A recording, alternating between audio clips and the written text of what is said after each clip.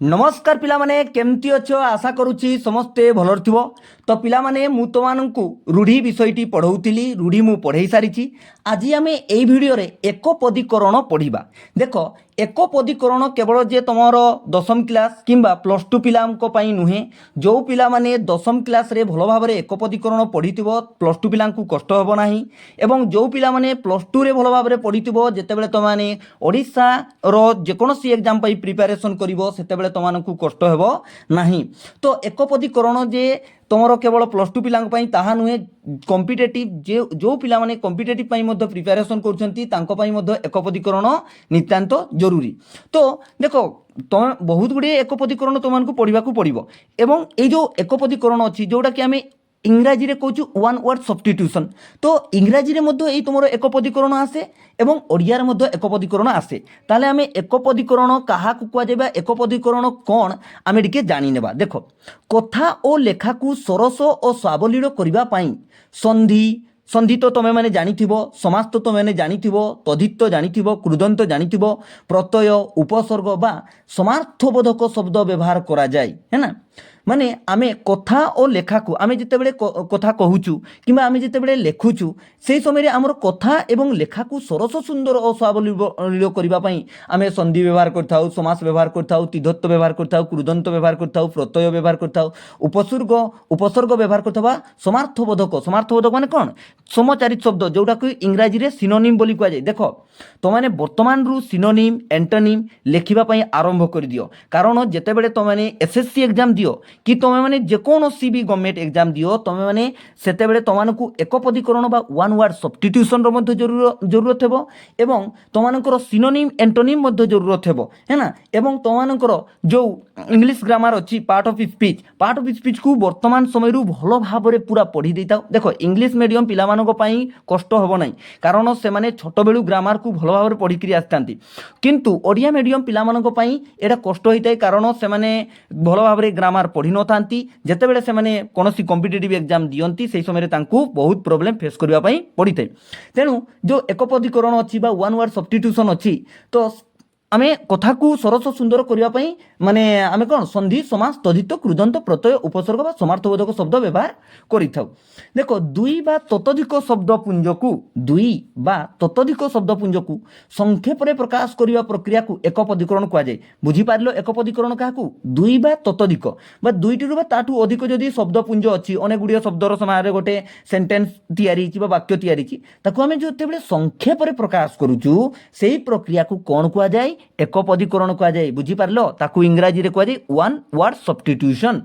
यह द्वारा वक्तव्य स्पष्ट और मनोज्ञ होता है अर्थात जितेबाला आम लेखुचु बा जितेबाला आम कहूचु सेतेबाला से वक्तव्यटा अति आदर होता है बा बहुत शुणा भल लगी था एवं पढ़ाई भल होता है एवं यह वाक्यटीर गुरुत्व बढ़ाइबारे साहाय्य करे एवं जो वाक्यटी आम लेखुचु बा जो वाक्यटी आम कहूचु ताहार गुरुत्व बढ़ाइबारे एकपदीकरण बा वन वर्ड सब्स्टिट्यूशन कौन करे साहाय्य करे है ना। निम्न केतेक उदाहरण माध्यम एकपदीकरण सूचना दि जाइए। तो आम जो निम्न जो उदाहरण अच्छी एकपदीकरण से एकपदीकरण गुड़िक विषय में आलोचना करवा। तो तुमको ता पूर्व आउ गोटे सजेसन देवी कि वर्तमान समय तुम मैंने इंग्लिश ग्रामर जो रही कि ओडिया ग्रामर रही भल भाव में पढ़ी थाओ ताकि तुमको परवर्ती समय जितेबाला तुम मैंने कॉम्पिटिटिव प्रिपेरेसन कर तुमको ए जो अधिक तुमको माने जो समय देवाई न पड़ो। बुझीपार देख तो ये तुमको प्रथम एकपदीकरण जो रोचे प्रथम देख सेंटेंस टी रही अनुसंधान करिवार इच्छा। अनुसंधान करिवार इच्छार अर्थ होची अनुसंधित्सा है ना किस अनुसंधित्सा माने कौन सी जिनसर अनुसंधान करवा। जितेबाला मु तुमको ये उदाहरण माध्यम बुझेबी कि जितेबाला भगवान रामचंद्र अर्थात प्रभु रामचंद्र जितेबाला वन को गमन करते से समय भरत तांकर अनुसंधान करते ना जितेबाला माता सीता को रावण जो चोरी कर नहीं जाइतिला से समय जो बजरंगबाली हनुमान से किस माता सीतांकर अनुसंधान करते ना। तो अनुसंधित्सा अनुसंधान करिवार इच्छा किस अनुसंधित्सा अपकार करिवार इच्छा अर्थात तुम जड़े व्यक्तिर किस अपकार माने तार खराब चिंता करुछ माने तार अनिष्ट चिंता करुछ ताले किस अपकार करिवार इच्छार अर्थ होची किस अपचिकित्सा अपकार करिवार इच्छा किस अपचिकित्सा भल भाव में मन रखी रखी चल यही तो उड़िया पुणी तुमको इंग्लीश रे मध्य अनेक गुड़े वन वर्ड सब्स्टिट्यूशन आसिबो किंतु एग्जाम रे केवल गोटे ही क्वेश्चन आसी थाए তাপরে অপকার পরে দেখো এটি হচ্ছে কিস উপকার করিবার ইচ্ছা। উপকার মানে জনে ব্যক্তির তুমি ভাল চিন্তা করুছ, উপরটা কিস লা তার মন্দ চিন্তা করুছিল, কিন্তু এটি তুমি জনে ব্যক্তির কিস ভাল চিন্তা করছ। এটা হল এর একপদীকরণে কোণ হব উপচিকিৎসা। উপকার করিবার ইচ্ছা কিস উপচিকিৎসা, আর অপকার করিবার ইচ্ছা কিস অপচিকিৎসা। বুঝিপারিল? দেখো তাপরে করিবার ইচ্ছা চিকিৎসা অর্থাৎ তোমাকে কাম করিবার ইচ্ছা আছে, তোমাকে পাঠ পড়িবার ইচ্ছা আছে, তাহলে এটা কিস করিবার ইচ্ছা চিকিৎসা, অর্থাৎ তোমাকে পাঠ পড়িবার যে ইচ্ছা আছে তাকে আমি কোণ কইবা চিকিৎসা। জয় করিবার ইচ্ছার অর্থ হচ্ছে জিজ্ঞাসা। জয় করিবার ইচ্ছা কিস জিজ্ঞাসা, মানে তুমি এক্সাম দৌছ এবং সেই এক্সামে তুমি বিজয়ী হব, হ্যাঁ না, তাহলে কিস তাকে আমি কোণ কইবা জিজ্ঞাসা। জয় করিবার ইচ্ছা কিস জিজ্ঞাসা। জানিবার ইচ্ছা, তোমাকে কৌশি এক বিষয় জানিবার অছি, তাহলে সেইটা কিস জিজ্ঞাসা। তোম মନରେ জিজ্ঞাসা জাগ্রত হব যে তুমি জিনিসটিকে জানিবা পাই চাহুছ, তাহলে কিস কইবা তাকু জিজ্ঞাসা। নাচিবার ইচ্ছা নিনর্তিসা, অর্থাৎ কাহাকু নাচিবার যেতবে ইচ্ছা আছে তাকে আমি কোণ কইপারিবা নিনর্তিসা, হ্যাঁ না। ত্যাগ করিবার ইচ্ছা, ত্যাগ করিবার ইচ্ছা কিস তিতক্ষা ইয়া জিহাসা। তিতক্ষা মানে তুমি কৌশি জিনিসকু ত্যাগ করিদেব, তাহলে সেটাকে আমি কোণ কইপারিবা তিতক্ষা ইয়া জিহাসা। কিস ত্যাগ করিবার ইচ্ছা কিস তিতক্ষা ইয়া জিহাসা। ଦେଖିବାକୁ ଇଚ୍ଛା ଦିଦୃକ୍ଷା। ଦେଖିବାକୁ ଇଚ୍ଛା ମାନେ ତୁମେ କୌଣସି ଏକ ଜିନିଷ ଦେଖିବା ପାଇଁ ଚାହୁଁଛ, ତାହେଲେ ଆମେ ତାକୁ କ'ଣ କହିବା ଦିଦୃକ୍ଷା। ଦେଖିବାକୁ ଇଚ୍ଛା ଦିଦୃକ୍ଷା। ମନେ ରଖିପାରୁଛ ନା? ହେଲା, ତାକୁ ଦେଖ ଥରେ ପଢ଼ିଲେ ହେବ ନାହିଁ, ବାରମ୍ବାର ପାଠକୁ ରିଭାଇଜ୍ କଲେ ଯାଇ ମନେ ରହେ, କିମ୍ବା ମୁଁ ତୁମମାନଙ୍କୁ ୟୁଟ୍ୟୁବରେ ପଢ଼େଇ ଦେଲେ ହେବ ନାହିଁ, ତୁମେମାନେ ମଧ୍ୟ ନିଜେ ପଢ଼ିଲେ ଯାଇ ତୁମେ ମନେ ରଖିପାରିବ। ଦେଖିବାକୁ ଇଚ୍ଛାର କ'ଣ ଦିଦୃକ୍ଷା। ନେବାର ଇଚ୍ଛା, ଚିନ୍ତା କର ତୁମକୁ କୌଣସି ଏକ ଜିନିଷ ନେବାର ଅଛି, ତାହେଲେ କିସ ନିନିଶା, ହେ ନା, କିସ ନିନିଶା। ନେବାର ଇଚ୍ଛାର ଅର୍ଥ କ'ଣ ନିନିଶା। ପଢ଼ିବାର ଇଚ୍ଛା, ପଢ଼ିବାର ଆମେ ଥିଓରି କରୁଛୁ এবং এর মু কোশ্চেন মধ্যে আনিবি তোমাকে, হ্যাঁ না। পড়িবার ইচ্ছা, পড়িবার ইচ্ছা কিস পিপঠিসা, হ্যাঁ না, পড়িবার ইচ্ছা কিস পিপঠিসা। পাইবার ইচ্ছা প্রেপসা, অর্থাৎ কিছু জিনিস তোমাকে পাইবার ইচ্ছা আছে, তাহলে আমি তাকে কিস কইপারিবা প্রেপসা। বুঝিপারুছ? পার হেবার ইচ্ছা অর্থাৎ তিতির্ষা, অর্থাৎ পার হেবার ইচ্ছা মানে তুমি যে এক্সামে পার হেবা পাই চাহুছ, কি ভালো ভাবে এক্সাম ଦେଇକିନା তা ভালো নম্বর রখিকিনা পার হেবা পাই চাহুছ, তাহলে কিস পার হেবার ইচ্ছা কিস তিতির্ষা। ପିଇବାକୁ ଇଚ୍ଛା, ପିଇବାକୁ ଇଚ୍ଛାର ଅର୍ଥ କ'ଣ ପିପାସା, ଅର୍ଥାৎ ତୁମମାନଙ୍କୁ ପାଣି ଶୋଷ ଲାଗିଛି, ତାହେଲେ ତୁମେ ପିଇବା ପାଇଁ ଚାହୁଁଛ, ତାକୁ ଆମେ କ'ଣ କହିପାରିବା ପିପାସା। ପିଇବାକୁ ଇଚ୍ଛା ହେଲେ କିସ ହେବ ପିପାସା। ବଞ୍ଚି ରହିବାର ଇଚ୍ଛା ଅର୍ଥାৎ ଜିଜିବିଷା, ମାନେ ବଞ୍ଚି ରହିବା ପାଇଁ ଜଣେ ବ୍ୟକ୍ତି ଚାହୁଁଛନ୍ତି, ତାହେଲେ ଆମେ ତାକୁ କ'ଣ କହିବା ଜିଜିବିଷା। ଦେଖ ଇଏ ତୁମର ଥିଓରି ଚାଲିଛି ଏବଂ ଆମେ କୋଶ୍ଚେନ୍ ଆଣିବା, ଯେତେ ଆମ ହେଇପାରେ କୋଶ୍ଚେନ୍ ମୁଁ ବନେଇକି ଆଣିବି ଏବଂ ତୁମମାନଙ୍କୁ ତାର ଯେଉଁ ମାନେ ଆମେ କରିବା ହେଲା, ଆଗକୁ କୋଶ୍ଚେନ୍ ମଧ୍ୟ କରିବା। ବଞ୍ଚି ରହିବାର ଇଚ୍ଛା କିସ ଜିଜିବିଷା। ବାସ କରିବାର ଇଚ୍ଛା, ବାସ କରିବାର ଇଚ୍ଛା କିସ ବିବସ୍ୱା। ବାସ କରିବାର ଇଚ୍ଛା କିସ ବିବସ୍ୱା। ତୁମେମାନେ ଭିଡ଼ିଓକୁ 2-3 ଥର ଦେଖିଦେବ, ତା ସହିତ ତୁମେ ବହିକୁ ଦେଖିବ ଏବଂ ଯେତେବେଳେ ତୁମେ ପଢ଼ୁଛ ନା ସେଇ ସମୟରେ ତୁମେ ସେଇ ଜିନିଷକୁ ଲେଖି ଲେଖିକିରି ପଢ଼। ତିନିଟି କାମ କର, ମୁଁ ଯେଉଁଟା ତୁମମାନଙ୍କୁ ସଜେସନ୍ ଦେଉଛି। ପ୍ରଥମେ ତୁମେ ରେଣ୍ଡମ୍ ପଢ଼, ମାନେ ପ୍ରଥମେ ଥରେ ପଢ଼ି ଦିଅ ରଫଲି, ତାପରେ ଆଉ ଥରେ ପଢ଼ିବ ବୋଲେ ଭଲ ଭାବରେ ଦେଖିକି ପଢ଼। ତୃତୀୟରେ ତାକୁ ଯେଉଁ ଜିନିଷଟାକୁ ପଢ଼ିଛ ଲେଖିବା ପାଇଁ ଚେଷ୍ଟା କର। ଯଦି ତୁମେ ଲେଖିପାରୁଛ ନା ତାହେଲେ ତୁମ ସାରା ଜୀବନ ଏଇ ଜିନିଷଟା ମନେ ରହିଯିବ। ଦେଖ ବାସ କରିବାର ଇଚ୍ଛା କିସ ବିବସ୍ୱା, ତାପରେ ବ୍ୟାପି ରହିବାର ଇଚ୍ଛା ବିପ୍ସା, ମାନେ ବ୍ୟାପ୍ତ ହେଇକି ରହିବା, ଚାରିପଟେ ଯେଉଁ ସ୍ପ୍ରେଡ୍ ହେଇକି ରହିବା ବିପ୍ସା। ଭୋଜନର ଇଚ୍ଛା କିସ ବୁଭୁକ୍ଷା, ମାନେ ଖାଇବାକୁ ଯଦି ତୁମର ଇଚ୍ଛା ଅଛି ତାହେଲେ ଆମେ ତାକୁ କ'ଣ କହିପାରିବା ବୁଭୁକ୍ଷା କହିପାରିବା। ଭୋଜନ କରିବାକୁ ଇଚ୍ଛୁକ ଅର୍ଥାৎ ବୁଭୁକ୍ଷୁ, ମାନେ ଦେଖ ଭୋଜନ କରିବାର ଇଚ୍ଛା ସେଟା ଗୋଟେ ଅଲଗା, ବୁଭୁକ୍ଷା ଭୋଜନର ଇଚ୍ଛା ବୁଭୁକ୍ଷା, କିନ୍ତୁ ଭୋଜନ କରିବାକୁ ଇଚ୍ଛୁକ ସେଇଟା ହେଉଛି କିସ ବୁଭୁକ୍ଷୁ। ବୁଝିପାରୁଛ ନା? ଦେଖ ଭୋଜନ କରିବାକୁ ଇଚ୍ଛୁକ ହେଲେ ବୁଭୁକ୍ଷୁ ହେବ, କିନ୍ତୁ ଭୋଜନର ଇଚ୍ଛା ସେଇଟା ହେଲା ବୁଭୁକ୍ଷା। ଏ ଦୁଇଟା ମଧ୍ୟରେ ପାର୍ଥକ୍ୟ ଅଛି, ହେ ନା। ଯେମିତିକି ଆମେ ତୁଳନାତ୍ମକ ରୂଢ଼ିରେ ପଢ଼ିଥିଲୁ କି କୌଣସି ଜିନିଷ ମଧ୍ୟରେ ଯେଉଁ ତୁଳନା କରାଯାଏ, ଭୋଜନର ଇଚ୍ଛା ମାନେ ତୁମକୁ ଭୋଜନର ଇଚ୍ଛା ଅଛି ତାହେଲେ ବୁଭୁକ୍ଷା କହିବା, କିନ୍ତୁ ଭୋଜନ କରିବାକୁ ଇଚ୍ଛୁକ ହେଲେ ବୁଭୁକ୍ଷୁ। ମିଳନର ଇଚ୍ଛା ଯୁଯୁକ୍ଷା, ମାନେ କାହାକୁ ତୁମର ସାଙ୍ଗ ତୁମକୁ ଭେଟିବାର ଅଛି ତାହେଲେ କ'ଣ ତାକୁ ମିଳନ କରିବାର ଇଚ୍ଛା, ତାହେଲେ କ'ଣ ଯୁଯୁକ୍ଷା।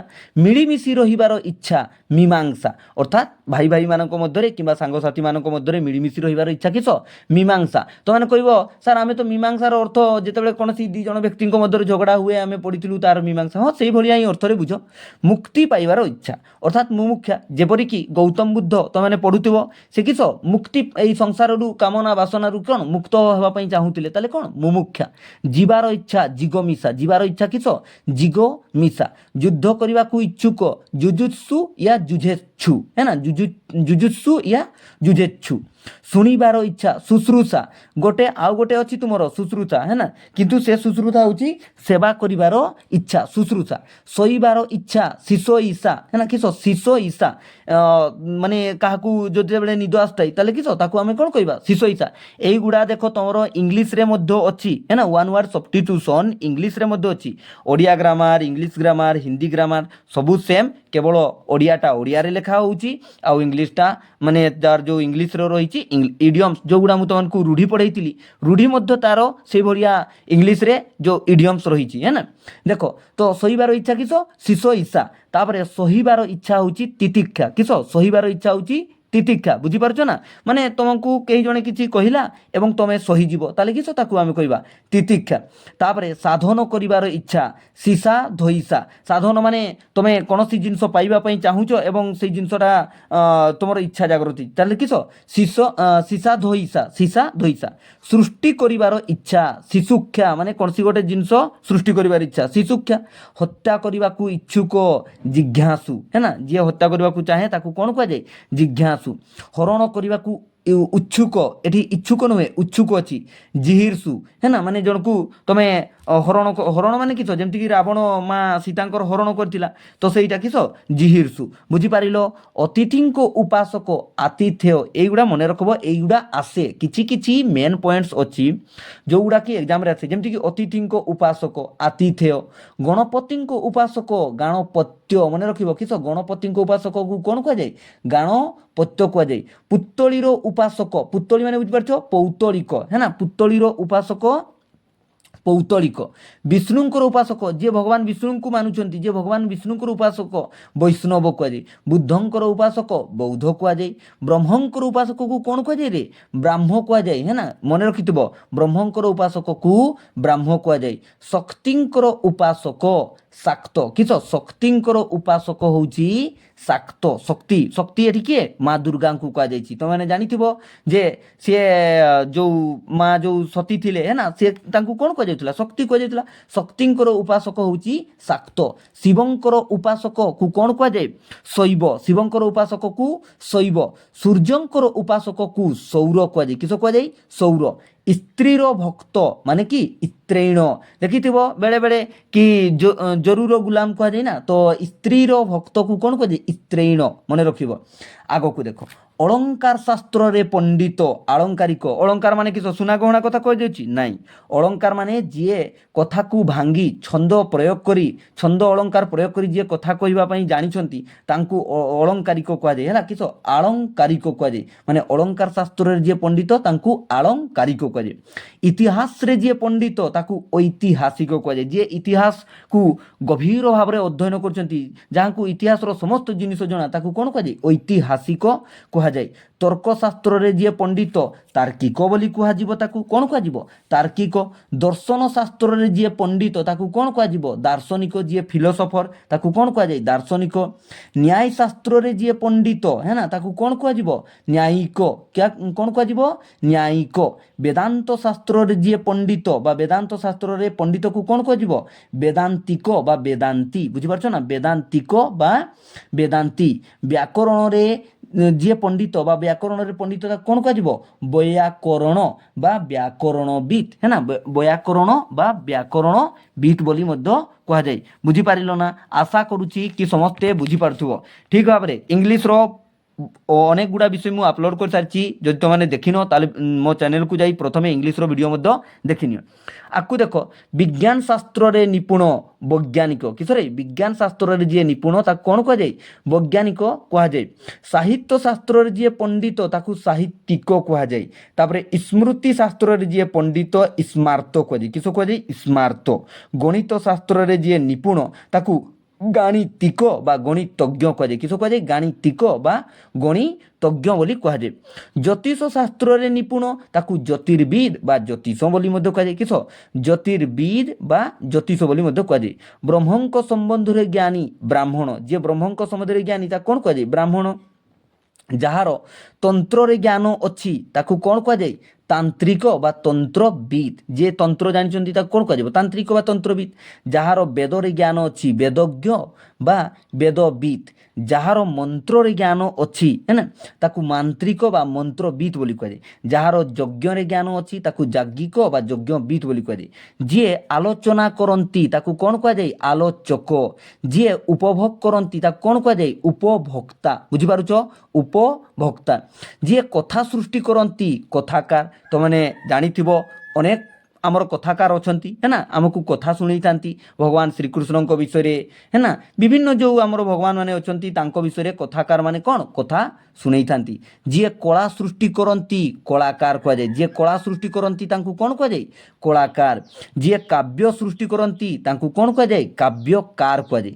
ଯିଏ ଗ୍ରନ୍ଥ ସୃଷ୍ଟି କରନ୍ତି ଗ୍ରନ୍ଥକାର କୁହାଯାଏ। ଯିଏ ଗ୍ରନ୍ଥ ସୃଷ୍ଟି କରନ୍ତି ତାଙ୍କୁ କ'ଣ କୁହାଯାଏ? ଗ୍ରନ୍ଥକାର କୁହାଯାଏ। ଯିଏ ଗ୍ରହଣ କରେ ସେ ଗ୍ରହିତା। ଯିଏ ତୁମେ ଗୋଟେ ବସ୍ତୁ ଜଣକୁ ଦେଉଛ ଏବଂ ସେ ଗ୍ରହଣ କଲେ ତାକୁ କ'ଣ କୁହାଯିବ? ଗ୍ରହିତା କୁହାଯିବ।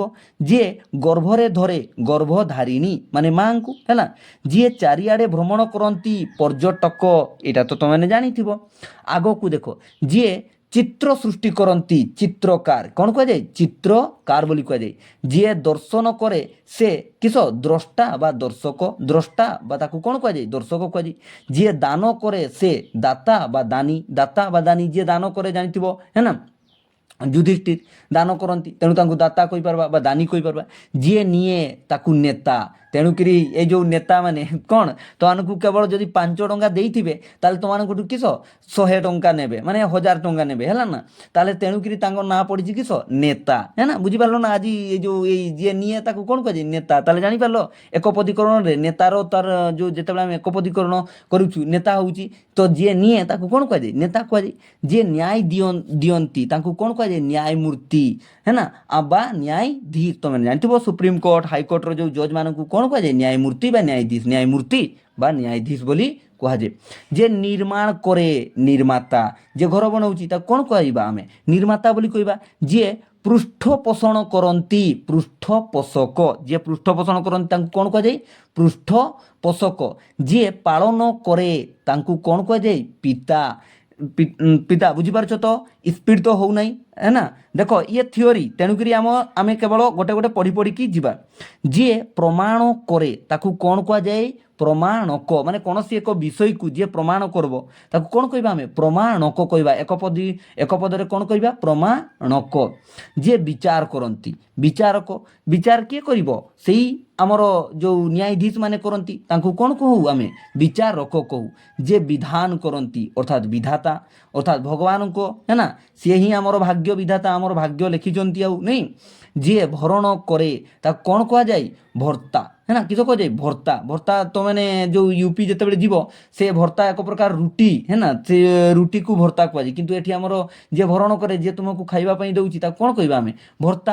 ଯିଏ ଭୋଗ କରେ ତାକୁ ଭକ୍ତା କୁହାଯାଏ। ଭୋଗ ମାନେ ବୁଝିପାରୁଥିବ এই ଯେଉଁ ଭଗବାନଙ୍କୁ ଚଢ଼େଇବା ଭୋଗ ନୁହେଁ। ଭୋଗ ମାନେ ଯିଏ ଯେଉଁ ତ ଚିନ୍ତା କର ତମ ବାପା ମା ବହୁତ ଧନ ସମ୍ପତ୍ତି ରଖିଛନ୍ତି ତ ସେଇ ଧନ ସମ୍ପତ୍ତି କିଏ ଭୋଗ କରିବ? ତମେ ମାନେ। ଯିଏ ରଚନା କରେ ତାକୁ ରଚୟିତା ଅର୍ଥାତ୍ କବିଙ୍କୁ କହିବା ଆମେ। ଯିଏ ଶ୍ରବଣ କରେ ତାକୁ ଶ୍ରୋତା। ଯିଏ ଶୁଣୁଛି ଯେପରିକି ମୁଁ ତୁମମାନଙ୍କୁ ପଢ଼ଉଛି ଏବଂ ତୁମମାନେ ଯେଉଁ ଭିଡ଼ିଓ ଦେଖୁଛ ବା ଶୁଣୁଛ ତାହେଲେ ତୁମେ କିସ ହେଲ? ଶ୍ରୋତା ହେଲ। ଯିଏ ଶାସ୍ତି ଦିଏ ତାକୁ କ'ଣ କୁହାଯାଏ? ଶାସ୍ତା है ना। शास्ता कुआजे अर्थात जी तुम चिंता कर माने जड़े व्यक्ति को जड़े व्यक्ति कौन शास्ति दौरान अर्थात सी कौन से एक भूल कर दंड दौरान अर्थात आम कौन कहवा? शास्ता कहवा। जी सृष्टि करे से स्रष्टा अर्थात भगवान है ना ब्रह्मा विष्णु महेश्वर से सृष्टि करूँ आम कौन कहूँ? स्रष्टा कहूँ। कि शब्द तुम मैंने शुणिच किंतु माने एगुड़ा एकपदीकरण बोली जानी न है ना। जी संसार त्याग करती सन्यासी। जे संसार त्याग करती आम कौन कहवा? सन्यासी। देखिथिब अनेक सन्यासी जी संसार निजर परिवार मोह माया सबको त्याग करी जी एक सन्यासी जीवन गेरुआ वस्त्र परिधान करी निजर जीवन अतिबाहित करती आम कौन कहवा? सन्यासी कहवा। जी हत्या करे हंता है ना। बुझिपार ना। जी लोक मारे ताकू कौन कह जाए? हंता बोली कह जाए। जी हरण करे हरण देख हर्ता डबल डबल रही तो सेगुड़ा टिके एडजस्ट करनेब है ना। हर्ता कह जाए। जी हरण करे ताकू कौन कह जाए? हर्ता बोली कह जाए। बुझिपारुछ? आगकू देख अर्जुनंकर पुत्र के ଆର୍ଜୁନି ଅର୍ଜୁନଙ୍କର ପୁତ୍ର କିଏ ରେ ଆର୍ଜୁନି ଯିଏ ଅର୍ଜୁନଙ୍କର ପୁତ୍ର ଯେଉଁ ଆମର ଅର୍ଜୁନ ଥିଲେ ତାଙ୍କୁ କ'ଣ କହିବା ଆର୍ଜୁନି କହିବା ଅର୍ଥାତ୍ ଅଭିମନ୍ୟୁ ଯେଉଁ ଥିଲା ଅଭିମନ୍ୟୁକୁ ଆମେ କ'ଣ କହିବା ଆର୍ଜୁନି କହିବା ଅତ୍ରିଙ୍କର ପୁତ୍ରକୁ କ'ଣ କୁହାଯାଏ ଆତ୍ରେୟ ହେଲା ଯେଉଁ ଅତ୍ରି ଥିଲେ ତାଙ୍କର ପୁତ୍ରକୁ ଆତ୍ରେୟ କୁହାଯାଏ ଅଦିତିଙ୍କର ପୁତ୍ରକୁ ଆମେ କ'ଣ କହିବା ଆଦିତ୍ୟ ଅଦିତିଙ୍କର ପୁତ୍ର ଆଦିତ୍ୟ କଶ୍ୟପଙ୍କ ଯେଉଁ ପୁତ୍ର ଥିଲେ ତାକୁ କାଶ୍ୟପ କୁହାଯାଏ କୁନ୍ତୀଙ୍କର ପୁତ୍ର ତୁମେ ଜାଣିଛ କୁନ୍ତୀ ଓ ପାଣ୍ଡୁଙ୍କର ପୁତ୍ରଙ୍କୁ କ'ଣ କୁହାଯାଏ କୌନ୍ତେୟ କୁହାଯାଏ ତେଣୁକରି ତୁମେ ବହୁତ ସମୟରେ ଶୁଣିଥିବ ଯେଉଁ ମହାଭାରତ ଯୁଦ୍ଧରେ ଯେତେବେଳେ ଭଗବାନ ଶ୍ରୀକୃଷ୍ଣ ତାଙ୍କର ରଥ ପରିଚାଳନା କରୁଛନ୍ତି ସେତେବେଳେ ବେଳେବେଳେ ସିଏ ତାଙ୍କୁ ପାର୍ଥ ବୋଲି ତ ସମ୍ବୋଧନ କରନ୍ତି ତା ସହିତ କୌନ୍ତେୟ ବୋଲି ମଧ୍ୟ ସମ୍ବୋଧନ କରନ୍ତି ଭୀମ ଯେମିତିକି ତୁମମାନଙ୍କର ଯୁଧିଷ୍ଠିର ଭୀମ ଅର୍ଜୁନ ନକୁଳ ସହଦେବକୁ କୌନ୍ତେୟ ବୋଲି ମଧ୍ୟ ସମ୍ବୋଧନ କରାଯାଏ ତୁମେ ଶୁଣିଛ ଏଇଗୁଡ଼ା ସବୁ ହେଲା କୁରୁଙ୍କର ପୁତ୍ର ହେଲା କି କୌରବ ଯେଉଁ 100 ପୁତ୍ର ଥିଲେ ଏବଂ ତାଙ୍କର ଜଣେ ଭଉଣୀ ଥିଲା ହେଲା ତ ଏମାନେ କେତେ କୁରୁଙ୍କର ପୁତ୍ର ବା ଯେଉଁ ଧୃତରାଷ୍ଟ୍ର ଥିଲେ ଏବଂ ଯେଉଁ ଗାନ୍ଧାରୀ ଥିଲେ ତାଙ୍କର ପୁତ୍ରକୁ କ'ଣ କୁହାଯାଏ କୌରବ ବୋଲି କୁହାଯାଏ ଗଙ୍ଗାଙ୍କର ପୁତ୍ର ଗାଙ୍ଗେୟ ଗାଙ୍ଗେୟ ଇଏ କିଏ ଜାଣିଛ ନା ପିତାମହ ଭୀଷ୍ମ ଇଏ ଯେଉଁ ଗଙ୍ଗାଙ୍କର ପୁତ୍ର ତ ତାଙ୍କୁ କ'ଣ କୁହାଗଲା ଗାଙ୍ଗେୟ ପିତାମହ ଭୀଷ୍ମ ଥିଲେ ଗଙ୍ଗାଙ୍କର ପୁତ୍ର ତୁମେ ଜାଣିଥିବ ଗାଧିଙ୍କର ପୁତ୍ର ତାକୁ କ'ଣ କୁହାଯାଏ ଗାଧେୟ ଅର୍ଥାତ୍ ବିଶ୍ୱାମିତ୍ର ଆମେ ତୁମେ ଜାଣିଛ ନା ବିଶ୍ୱାମିତ୍ରଙ୍କୁ ତ ତାଙ୍କର ପୁତ୍ରକୁ କ'ଣ କୁହାଯାଏ ଗାଧେୟ କୁହାଯାଏ ବିଶ୍ୱାମିତ୍ର ଗାନ୍ଧାର ରାଜାଙ୍କ କନ୍ୟା ଗାନ୍ଧାରୀ ଆଚ୍ଛା ଇଏ ଗାନ୍ଧାର ରାଜାଙ୍କ କନ୍ୟା ଗାନ୍ଧାରୀ କାହାକୁ କୁହାଯାଏ এই ଯେଉଁ ଧୃତରାଷ୍ଟ୍ରଙ୍କର ପତ୍ନୀ ଏବଂ କୌରବଙ୍କର ମା କିଏ ଗାନ୍ଧାରୀ ଚଣକଙ୍କ ପୁତ୍ର ଚାଣକ୍ୟ ଦେଖ এই ଯେଉଁ ଚାଣକ୍ୟ ଏଠି ଅଛି ତାର ଯେପରିକି ଚାଣକ୍ୟଙ୍କର 3ଟି ନାଁ ଅଛି ଗୋଟେ ହେଉଛି ବିଷ୍ଣୁଗୁପ୍ତ ଆଉ ଚାଣକ୍ୟ ଆଉ ଗୋଟେ କୌଟିଲ୍ୟ ସିଏ ଚଣକ ଗ୍ରାମରେ ଜନ୍ମଗ୍ରହଣ କରିଥିଲେ ତେଣୁକରି ଚାଣକ୍ୟ ବୋଲି କୁହାଯାଏ କିନ୍ତୁ ଏଠି ଯେଉଁ ଦିଆହେଇଛି ଚଣକଙ୍କ ପୁତ୍ର କିସ ଚାଣକ୍ୟ ସିଏ କୁଟଳୀ ଥିଲେ ମାନେ ରାଜନୀତିଜ୍ଞ ଥିଲେ ତେଣୁ ତାଙ୍କୁ କ'ଣ କୁହାଗଲା କୌଟିଲ୍ୟ ଏବଂ ତାଙ୍କ ମାତା ପିତା ଭଗବାନ ବିଷ୍ଣୁଙ୍କର ଉପାସକ ଥିଲେ ତେଣୁ ତାଙ୍କୁ କୁହାଯାଏ କିସ ବିଷ୍ଣୁଗୁପ୍ତ ବୋଲି ମଧ୍ୟ କୁହାଯାଏ କାହାକୁ ଚାଣକ୍ୟଙ୍କୁ ଜନକଙ୍କ କନ୍ୟା ଜାନକୀ ଇଏ କିଏ ମା ସୀତା ଯେଉଁ ମାତା ସୀତା ଥିଲେ ତାଙ୍କୁ ଜାନକ ବୋଲି କୁହାଯାଏ ଜହ୍ନୁଙ୍କର କନ୍ୟା ଜାହ୍ନବୀ ଅର୍ଥାତ୍ ଗଙ୍ଗା ହେ ନା ଯେଉଁ ଜହ୍ନୁଙ୍କର ଯେଉଁ କନ୍ୟା କିଏ ଜାହ୍ନବୀ ବା ଗଙ୍ଗା ଯେ ଆମେ ଯେଉଁ ଜାହ୍ନବୀ କାହାକୁ କହୁଛୁ ଗଙ୍ଗାକୁ ଦନୁଙ୍କର ପୁତ୍ର ହେଉଛନ୍ତି ଦାନବ ହେ ନା ଦନୁଙ୍କର ଯେଉଁ ପୁତ୍ର ଦାନବ ଦଶରଥଙ୍କ ପୁତ୍ର ଦାଶରଥୀ ଅର୍ଥାତ୍ ଶ୍ରୀରାମଚନ୍ଦ୍ର ଭରତ ଶତ୍ରୁଘ୍ନ ଆଉ ଲକ୍ଷ୍ମଣ ଏମାନେ ହେଲେ କିସ ଦାଶରଥୀ ବୋଲି ତାଙ୍କୁ ମଧ୍ୟ କୁହାଯାଏ ଦିତିଙ୍କର ପୁତ୍ର ହେଲେ ଦୈତ୍ୟ ହେ ନା ତାପରେ ଦ୍ରୁପଦଙ୍କ କନ୍ୟା ଦ୍ରୌପଦୀ ତୁମେ ଜାଣିଥିବ ଯେଉଁ ଦ୍ରୁପଦଙ୍କର କନ୍ୟା ଥିଲେ ତୁମେ ବୈଦେହୀଶ ବିଳାସରେ ତୁମେ ପଢ଼ିଥିବ ହେ ନା ଏଇ ଦ୍ରୌପଦୀଙ୍କ ବିଷୟରେ ବୈଦେହୀଶ ବିଳାସରେ 10ମ କ୍ଲାସ୍ରେ ଏବଂ ଧୃତରାଷ୍ଟ୍ରଙ୍କର ପୁତ୍ର ଧାର୍ତ୍ତରାଷ୍ଟ୍ର ଯେଉଁ ଧୃତରାଷ୍ଟ୍ରଙ୍କର ଯେଉଁ ପୁତ୍ର ଥିଲେ ତାଙ୍କର କେତେ ଧାର୍ତ୍ତରାଷ୍ଟ୍ର ଧୃତରାଷ୍ଟ୍ରଙ୍କର ପୁତ୍ର କିଏ ଧାର୍ତ୍ତରାଷ୍ଟ୍ର ନିକୋସାର ପୁତ୍ର କିସ ନୈକସେୟ ବା ରାବଣ এইটা মনে রখ দেখো বেড়ে তুমি শর্ট মধ্যে দেখিথিব যে রাবণଙ୍କ পিতাଙ୍କ নাম কিস নিকোসা হ্যাঁ না নিকোসার পুত্র কিଏ নৈকসেয় ପିତାଙ୍କ ବିଷୟରେ ପଚରାଯାଏ ମାତାଙ୍କ ବିଷୟରେ ପଚରାଯାଏ ତ ନିକୋସା ତାଙ୍କ ମା ଥିଲେ ବୋଧେ ତ ତାଙ୍କର ନିକୋସାର ପୁତ୍ରକୁ କ'ଣ କୁହାଯାଏ ନୈକସେୟ ବୋଲି କୁହାଯାଏ ପାଣ୍ଡୁଙ୍କର ପୁତ୍ର ପାଣ୍ଡବ କେତେ 5 ପାଣ୍ଡବ ଥିଲେ ତୁମେ ଜାଣିଛ ଯେଉଁ ପାଣ୍ଡୁ ଥିଲେ ତାଙ୍କର କିସ ଯୁଧିଷ୍ଠିର ତାପରେ ତୁମର ରହିଗଲେ ଭୀମ ତାପରେ ଅର୍ଜୁନ ତାପରେ ନକୁଳ ତାପରେ ସହଦେବ ଯେଉଁ 5 ପାଣ୍ଡବ ଥିଲେ ତୁମେ ତ ଜାଣିଛ ତାହେଲେ ପାଣ୍ଡୁଙ୍କର ପୁତ୍ରକୁ କ'ଣ କୁହାଯାଏ ପାଣ୍ଡବ ବୋଲି କୁହାଯାଏ ପୃଥାଙ୍କର ପୁତ୍ରକୁ ପାର୍ଥ ବୋଲି କୁହାଯାଉଛି ପାର୍ଥ ତୁମେ ଜାଣିଛ ଭଗବାନ ଯେଉଁ ଶ୍ରୀକୃଷ୍ଣ ଅର୍ଜୁନଙ୍କୁ କ'ଣ କହୁଥିଲେ ପାର୍ଥ ବୋଲି କହୁଥିଲେ ବଦରଙ୍କ ପୁତ୍ରକୁ କ'ଣ କୁହାଯାଏ ବାଦରାୟଣ ମାନେ ବ୍ୟାସଦେବ ଯେଉଁ ଅଛନ୍ତି ତାଙ୍କୁ ବାଦରାୟଣ ବୋଲି କୁହାଯାଏ ବସୁଦେବଙ୍କର ପୁତ୍ରକୁ କୁହାଯାଏ ବାସୁଦେବ ହେ ନା ବସୁଦେବଙ୍କର ପୁତ୍ର ହେଉଛନ୍ତି କିଏ ବାସୁଦେବ ଭଗବାନ ଶ୍ରୀକୃଷ୍ଣଙ୍କୁ ମଧ୍ୟ ବାସୁଦେବ ବୋଲି ସମ୍ବୋଧନ କରାଯାଏ ବାସୁଦେବ ହେ ନା ତାପରେ এইটি ଆଗକୁ ଅଛି ତୁମମାନଙ୍କର ଦେଖ ବିଦେହ ରାଜାଙ୍କ କନ୍ୟା ବୈଦେହୀ ତୁମେ ବୈଦେହୀଶ ବିଳାସ ପଢ଼ିଛ ନା ବିଦେହ ରାଜାଙ୍କ କନ୍ୟା ଅର୍ଥାତ୍ ଏଠି ମାତା ସୀତାଙ୍କ ବିଷୟରେ କୁହାଯାଉଛି କିସ ବୈଦେହୀ ତାପରେ ବିନୀତାଙ୍କ ପୁତ୍ର ବୈନତେୟ କିସ ବିନୀତାଙ୍କ ପୁତ୍ର ବୈନତେୟ ବିଶ୍ରବାଙ୍କ ପୁତ୍ର ହେଉଛନ୍ତି ବୈଶ୍ରବଣ କିସ ବୈଶ୍ରବଣ ଭୃଗୁଙ୍କର ପୁତ୍ର ହେଉଛନ୍ତି ଭାର୍ଗବ ହେଲା ଭୃଗୁଙ୍କର ପୁତ୍ରକୁ କ'ଣ କୁହାଯାଏ ଭାର୍ଗବ ଆଶା କରୁଛି ଦେଖ ଏଇଟା ହେଲା ତୁମର ଥିଓରି ହେ ନା ତ ଥିଓରି ତାପରେ ଆମେ କ୍ୱେଶ୍ଚନ୍ ଆଣିବା ହେ ନା ଭୃଗୁଙ୍କର ପୁତ୍ର ହେଉଛି ଭାର୍ଗବ, ମନୁଙ୍କର ପୁତ୍ର ମାନବ ବା ମନୁଷ୍ୟ ଆମେ ମାନେ ହେଲା, ଆମେ ଯେଉଁ ମାନବ ବା ମନୁଷ୍ୟ, ମୃତଣ୍ଡଙ୍କର ପୁତ୍ର ହେଉଛି ମାର୍ତ୍ତଣ୍ଡ ବା ସୂର୍ଯ୍ୟ, ଏ ଯେଉଁ ସୂର୍ଯ୍ୟ କିଏ ମୃତଣ୍ଡଙ୍କର ପୁତ୍ର ମାର୍ତ୍ତଣ୍ଡ ହେଲା। ଆଗକୁ ଦେଖ ମେନକାଙ୍କ ପୁତ୍ର ମୈନାକ ବା ହିମାଳୟ, ଆଜି ଯେଉଁ ହିମାଳୟ ପର୍ବତ ଯେଉଁ ଦେଖୁଛ ତାକୁ ମୈନାକ ବୋଲି କୁହାଯାଏ ବା ହିମାଳୟ କୁହାଯାଏ। ଯଦୁଙ୍କର ପୁତ୍ର ହେଉଛନ୍ତି ଯାଦବ ମାନେ, କେଉଁମାନେ ଯାଦବ ମାନେ। ରଘୁଙ୍କର ପୁତ୍ର ହେଉଛନ୍ତି ରାଘବ, ତାପରେ ରାଧାଙ୍କର ପୁତ୍ର ରାଧେୟ କର୍ଣ୍ଣ ହେଲା, ଯେଉଁ ରାଧାଙ୍କର ପୁତ୍ର ଥିଲେ କିଏ ରାଧେୟ ବା କର୍ଣ୍ଣ ହେଲା, କିସ ରାଧାଙ୍କର ପୁତ୍ର ରାଧେୟ ବା କର୍ଣ୍ଣ, ରାଧାଙ୍କର ପୁତ୍ର ରାଧେୟ ବା କର୍ଣ୍ଣ।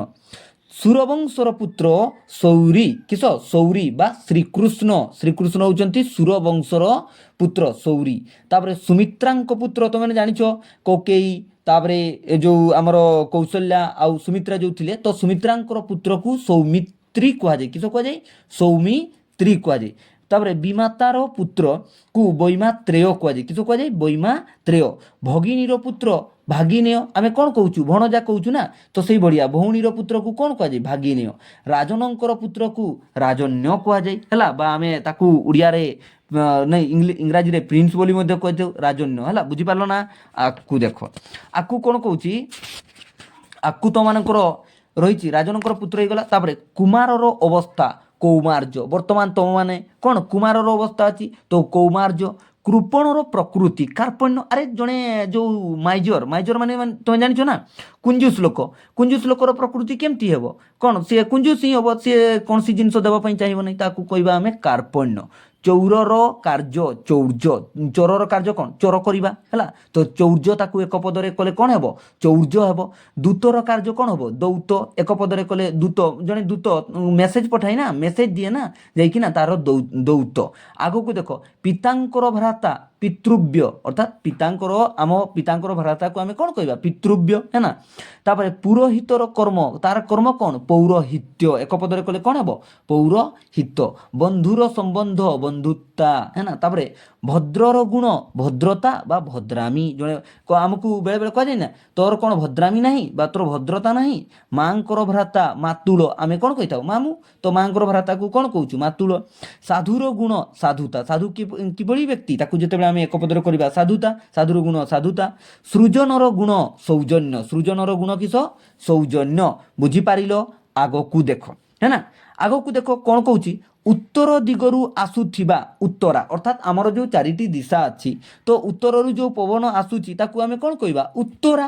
ତାପରେ ଓଷା କରିଥିବା ସ୍ତ୍ରୀ ଲୋକ ଓସେଇତି, ଯିଏ ଓଷା କରେ ମାନେ ଯିଏ ପୂଜା କରେ ତାକୁ ଆମେ କ'ଣ କହୁଛୁ ଓସେଇତି। କଂସା କାମ କରେ ଯେ କଂସାରୀ ହେଲା, ଯିଏ କଂସା କାମ କରୁଛି ତାକୁ ଆମେ କ'ଣ କହୁଛୁ କଂସାରୀ କହୁଛୁ। କାଠ କାଟେ ଯେ ତାକୁ କ'ଣ କହୁଛୁ କାଠୁରିଆ, ଯିଏ କାଠ କାଟୁଛି ଆମେ ତାକୁ କ'ଣ କହୁଛୁ କାଠୁରିଆ। ଘୋଡ଼ା ଦ୍ୱାରା ଟଣା ଯାଉଥିବା ଗାଡ଼ି ଘୋଡ଼ା ଗାଡ଼ି, ଯିଏ ଘୋଡ଼ା ଦ୍ୱାରା ଟଣା ଯାଉଥିବା ଗାଡ଼ିକୁ କ'ଣ କୁହାଯାଉଛି ଘୋଡ଼ା ଗାଡ଼ି କୁହାଯାଉଛି। ଚୈତ ମାସର ଜାତ, ଯିଏ ଚୈତ ମାସରେ ଜନ୍ମଗ୍ରହଣ କରୁଛନ୍ତି ତାକୁ କ'ଣ କୁହାଯାଏ ଚୈତି ବା ଚୈତାଳି, କ'ଣ କୁହାଯାଏ ଚୈତି ବା ଚୈତାଳି। ଜୁଆ ଖେଳେ ଯେ ଜୁଆଡ଼ି, ଯିଏ ଜୁଆ ଖେଳୁଛି ତାକୁ କ'ଣ କହିବା ଆମେ ଜୁଆଡ଼ି କହିବା। ଦକ୍ଷିଣ ଦିଗରୁ ଆସୁଥିବା ଦକ୍ଷିଣା, ଯେପରି ଏଟା ଉତ୍ତର ଦିଗରୁ ଆସୁଥିବା ଉତ୍ତରା, ସେଭଳିଆ ଦକ୍ଷିଣ ଦିଗରୁ ଆସୁଥିବା ଦକ୍ଷିଣା, ବୁଝିପାରୁଛ ତ। ଦକ୍ଷିଣା ମାନେ ଜଣକୁ ଯେଉଁ ଦକ୍ଷିଣା ଦେବା ସେଇଟା ନାହିଁ, ଦକ୍ଷିଣ ଦିଗରୁ ଆସୁଥିବା ତାକୁ କ'ଣ କୁହାଯାଏ ଦକ୍ଷିଣା କୁହାଯାଏ। ଦାମ ଯାହାର ବହୁତ ଦାମିକା, ଆମେ କହୁନା ଯେଉଁ ଜିନିଷର ବହୁତ ଦାମ ଥାଏ ତାକୁ କ'ଣ କହିବା ଆମେ ଦାମିକା। ନାଟ କରୁଥିବା ଲୋକ ନାଟୁଆ, ଯିଏ ନାଟ କରେ ତାକୁ କ'ଣ କୁହାଯାଏ ନାଟୁଆ। ପଶ୍ଚିମ ଦିଗରୁ ଆସୁଥିବା ପଶ୍ଚିମା, ଯେପରି ଉତ୍ତରରୁ ଆସୁଥିଲେ ତାକୁ ଉତ୍ତରା, ଦକ୍ଷିଣରୁ ଆସୁଥିଲେ ତାକୁ ଦକ୍ଷିଣା, ସେଭଳିଆ ପଶ୍ଚିମ ଦିଗରୁ ଆସୁଥିବା ପଶ୍ଚିମା। ପାଗଳର ପ୍ରକୃତି ପାଗଳାମୀ, ଯିଏ ପାଗଳ ସେ କ'ଣ ପାଗଳାମୀ କରିବ। ପାଠ ପଢ଼ିଥିବା ଲୋକ ମାନେ ସେ ସ୍ତ୍ରୀ ଲୋକ ପାଠୋଇ, ଝିଅ ଛୁଆ କଥା କୁହାଯାଇଛି ତାହେଲେ ତାକୁ କ'ଣ କହିବା ପାଠୋଇ। ପାନ ବିକେ ଯେ ତାକୁ ପାନ ବାଲା ବା ପାନ ରା କୁହାଯାଏ, ବୁଝିପାରିଲ ନା, ପାନ ଯିଏ ବିକେ ତାକୁ ପାନ ବାଲା ନରା କୁହାଯାଏ। ପୂର୍ବ ଦିଗରୁ ଆସୁଥିବା ପୂର୍ବେଇ, ସରିଗଲା। ତାହେଲେ ଦେଖ ଉତ୍ତର ଦିଗରୁ ଆସୁଥିବା ଉତ୍ତରା, ଦକ୍ଷିଣ ଦିଗରୁ ଆସୁଥିବା ଦକ୍ଷିଣା, ପଶ୍ଚିମ ଦିଗରୁ ଆସୁଥିବା ପଶ୍ଚିମା, ପୂର୍ବ ଦିଗରୁ ଆସୁଥିବା ପୂର୍ବେଇ ହେଲା, ପୂର୍ବେଇ ଟିକେ ମନେ ରଖିବ। ପେଟ ପାଇଁ ଯେ ବିକଳ ହୁଏ ପେଟ ବିକାଳିଆ ହେଲା, ମାନେ ଆରେ ଭାଇ ତାକୁ କାମ ଦରକାର ନା, ତେଣୁକରି ସେ ପେଟ ପାଇଁ ବିକଳ ହେଉଛି। ବାଲିରେ ପୂର୍ଣ୍ଣ ବାଲିଆ, ବାଲିରେ ଯଦି ପୂର୍ଣ୍ଣ ଅଛି ତାହେଲେ ତାକୁ ବାଲିଆ କହିବା, ଆମେ ବାଲିଆ କହିଥାଉ। ବାଟ ଚଲା ଲୋକ ବାଟୋଇ, ଯେ ବାଟରେ ଚାଲୁଛି ତାହେଲେ ତାକୁ ଆମେ ବାଟୋଇ କହିବା। ମଫସଲରେ ବାସ କରେ ଯେ ମଫସଲିଆ, ମାନେ ଗାଁ ଗହଳିରେ ଯିଏ ବାସ କରୁଛି। ରୋଗ ଯାହାକୁ ଧରିଅଛି ରୋଗା ବା ରୋଗୀଣା, ହେ ନା। ବୁଝିପାରିଲ? ଆଶା କରୁଛି କି ସମସ୍ତେ ଭଲ ଭାବରେ ବୁଝିପାରୁଥିବ। ଦେଖ ଏଇଟା ମୁଁ ଥିଓରି ପଢ଼ଉଛି, ହେ ନା। କ୍ୱେଶ୍ଚେନ୍ ମୁଁ ଆଗକୁ ଆଣିବି ଏବଂ ଥିଓରିଟାକୁ ତୁମେ 2-3 ଥର ଦେଖିଦେବ। ଏତେ ସମୟର ଭିଡ଼ିଓ କରିବା ନାହିଁ, 30-35 ମିନିଟ୍ର ଭିଡ଼ିଓଟିଏ ବନେଇବା, ହେ ନା। ଆଗକୁ ଦେଖ, ସିଂହ ଚିହ୍ନିତ ଦ୍ୱାର, ସିଂହ ଦ୍ୱାର, ହେ ନା। ସିଂହ ଚିହ୍ନିତ ଦ୍ୱାରକୁ କ'ଣ କୁହାଯାଏ? ସିଂହ ଦ୍ୱାର। ବିଦ୍ୟା ରୂପକ ଧନ, ବିଦ୍ୟା ଧନ, ମାନେ ବିଦ୍ୟା ରୂପକ ଯେଉଁ ଧନ ଆମ ପାଖରେ ଅଛି ତାକୁ ଆମେ ବିଦ୍ୟା ଧନ କହୁଛୁ। ଶୋକ ରୂପକ ସାଗର, ଶୋକ ସାଗର। ଦୁଃଖ ରୂପକ ଅନଳ, ଦୁଃଖା ନଳ, ହେ ନା। ଆଜିର ଆମର ଯେଉଁ ଏଇ ଭିଡ଼ିଓଟି ଏକପଦୀକରଣ ବା ୱାନ୍ ୱାର୍ଡ଼ ସବଷ୍ଟିଟ୍ୟୁସନ୍ ରହିଲା, ଆମେ ୱାନ୍ ୱାର୍ଡ଼ ସବଷ୍ଟିଟ୍ୟୁସନ୍ ଏଇ ପର୍ଯ୍ୟନ୍ତ କରିବା। ଆଗକୁ ଯେଉଁ ବାକି ରହିଲା ମୁଁ ତୁମର ଆହୁରି ବି ୱାନ୍ ୱାର୍ଡ଼ ସବଷ୍ଟିଟ୍ୟୁସନ୍ ବା ଏକପଦୀକରଣର ଭିଡ଼ିଓ ଆଣିବି। ଯଦି ତୁମମାନଙ୍କୁ ଭିଡ଼ିଓଟିଏ ସତରେ ଭଲ ଲାଗିଥାଏ ହୃଦୟରୁ ଗୋଟେ ଲାଇକ୍ କରିଦେବ ଏବଂ ଚ୍ୟାନେଲକୁ ସବସ୍କ୍ରାଇବ୍ କରିଦେବ। ତା ସହିତ ଚ୍ୟାନେଲକୁ ନିଜର ସାଙ୍ଗସାଥିମାନଙ୍କ ସହିତ ସେୟାର କରିଦେବ ବୋଲି ମୋର ଆଶା ରହିଛି। ଜୟ ଜଗନ୍ନାଥ।